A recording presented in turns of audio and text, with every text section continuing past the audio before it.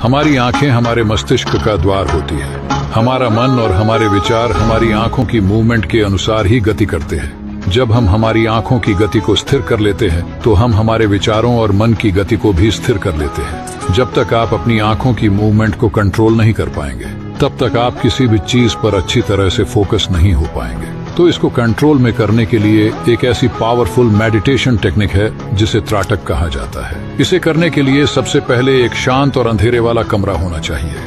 अब एक दीपक या मोमबत्ती को जला के अपने सामने 3 से 4 फीट की दूरी पर अपनी आंखों के बिल्कुल सामने एक टेबल पर रख दे।